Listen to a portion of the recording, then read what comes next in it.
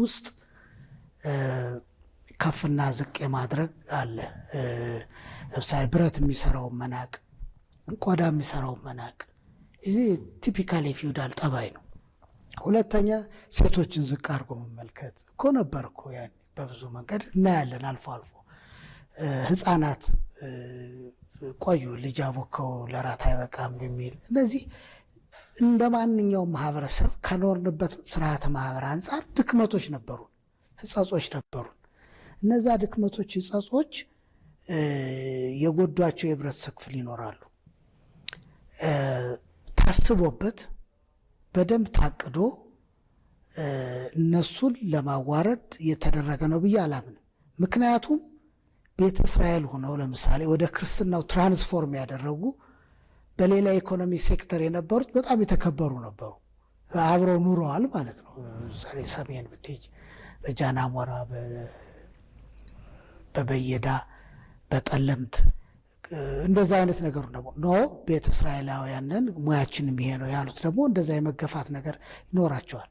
ክርስቲያኖች ሙስሊሞችን ገፍተው ሊሆን ይችላል። በታሪክ ሙስሊሞች ክርስቲያኖችን ይገፋሉ። በማንኛውም ዓለም ውስጥ የነበረ ነው። ስለዚህ በዛ ውስጥ በደል ደርሶባቸው ይሆናል። ያ በደል ከነበረው ስርዓተ ማህበር ከነበረው ድንቁርና አንጻር የመነጨ አርገን ነው የምንወስደው የማንደግመው እንጂ አሁን ድረስ አመተን ቂም ቋጥረን እነሱም አስተዋጽኦ ያደረጉትን እንዳላደረጉ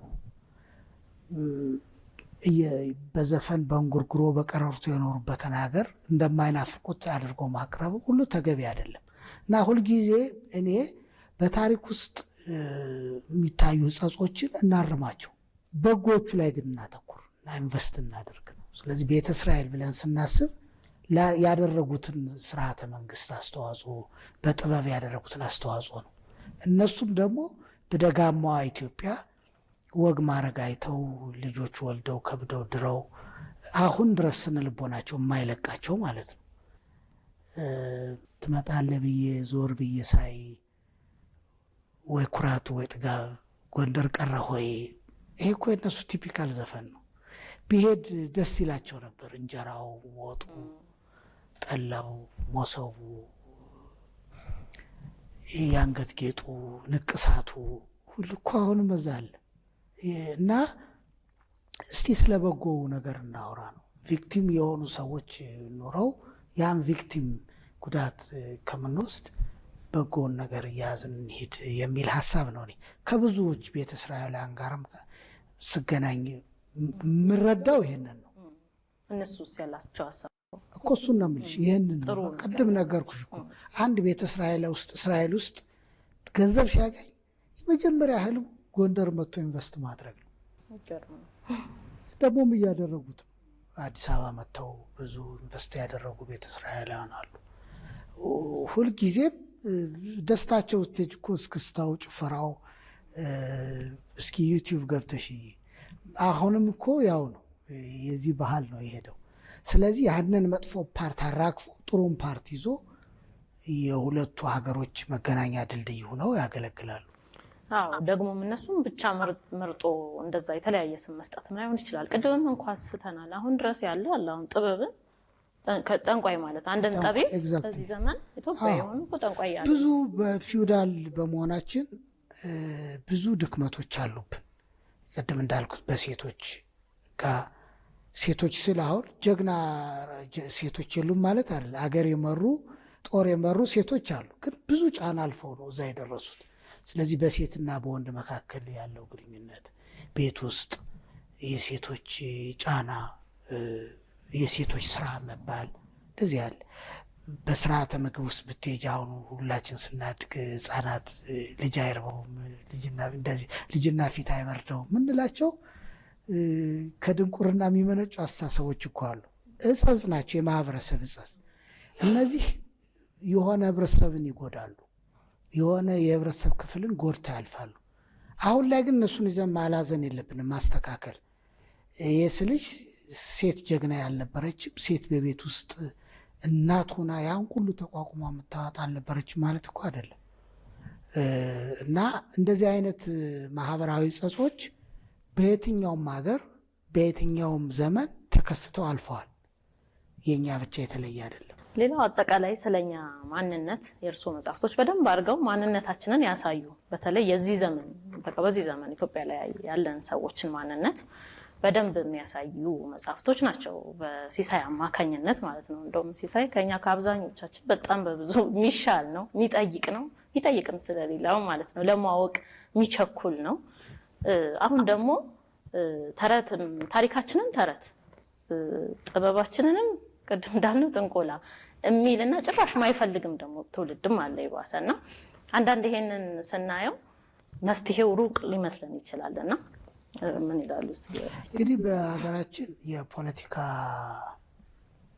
ስሪታችን ከፍተኛ ተጽዕኖ ያደርጋል። በብዙ ነገር አካዳሚው ላይ ተጽዕኖ ያመጣል፣ ኢኮኖሚው ላይ ተጽዕኖ ያመጣል፣ ስነ ልቦናችን ላይ ተጽዕኖ፣ መስተጋብራችን ላይ ተጽዕኖ ያመጣል እና የፖለቲካ ፍልስፍናችን ያልተረጋጋ፣ አሁንም ከሴራ ያልጸዳ፣ አሁንም ግልብ ጊዜያዊ ጥቅም ላይ ያተኮረ በመሆኑ ላለው ትውልድ ረጋ ብሎ ነገሮች እንዲያስተውል እድል አልሰጠውም።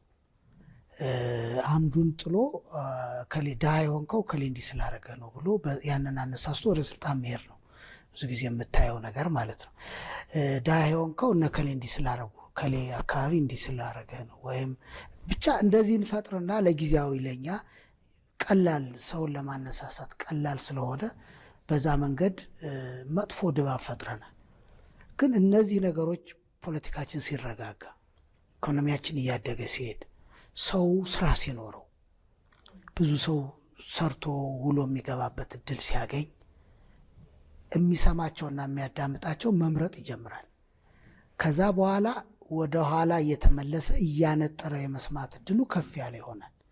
ጥፋቶች እንኳ ቢኖሩ ቅድም ባልኩሽ መንገድ ለመማሪያ ነገር ያደርጋቸዋል እንጂ አሁን ወስዶ የራሱን ዘመንና ጊዜ አያበላሽም። ስለዚህ ብዙ አልፈርድም፣ አልደነቅም። እኔ አሁን በማያቸው አንዱን ይነሳና አንዱን ተረት ነው ይለዋል። ተረት ነው የሚልበት ምክንያት ራሱ ያዘጋጀው ሌላ ስላለው ነው እና ያንን ለመትከል ይሄኛውን ለማስጣል የሚደረግ ጥረት ብዙ። ግን ያኛው እንዳለ ሆኖ ይጠቅማል የምንለውን አዲስ ነገር አመተን መትከል ይቻል ነበር። ይሄኛውን መንቀል አያስፈልግም። ጎኑ ተክለን እኮ ማየት እንችላለን። ሪሊ የኛ ጥሩ ይሆናል አይሆንም ከዚህኛው ከነበረው ጋራ በሂደት ሊታይ ይችል ነበር። ስለዚህ ከመንቀል ከጎን ተክሎ ማየት፣ የራስንም ሀሳብ ከዛኛው ሀሳብ ጋር አስቀምጦ ማየት በጣም ክብረ ነገስትን መንቀፍ ይቻላል። አይጠቅምም። ግን የክብረ ነገስትን ሀሳብ ከመንቀፍ ይልቅ የክብረ ነገስት ቲዎሪ እሳቤዎቹ እንዳለው ይቀመጡና የተሻለ የምንለውን እሳቤ ደግሞ በጎን እናስቀምጥ። ከበለጠ ችግር የለውም፣ ካልበለጠ ደግሞ አልበለጠ። ይሄኛው ካልጠፋ የኔ አይደመጥም ማለት ግን ድክመት ነው ሲጀመር። እና እነዚህ በሙሉ ጊዜያቸው ያልፋል። አሁን የምንለው ነገር አልፎ አዋራው ሲሰክን ትክክለኛውን ነገር መረዳታችን አይቀርም።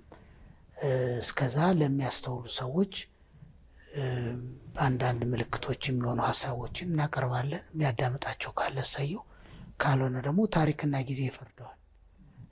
ለምሳሌ ስለ ታቦተ ጽዮን ካነሳሹ አይቀር እኮ ቤተ እስራኤላውያን ከታቦተ ጽዮን ጋር ነው የሚያያዝ። ቲዎር በቃ በሬ ወለደ ብሎ የሚናገሩ ሰዎች አሉ። እስኪ ሰሞኑን የሲአይኤ ሪፖርት ክላሲፋይድ የሆነውን አያየሹ። በነገራችን ላይ መጓ አንድ የሚለው ነገር አለ። የራሳችሁን እውነት የምታረጋግጡት ሌሎች ሲያረጋግጡላችሁ ነው። በትክክል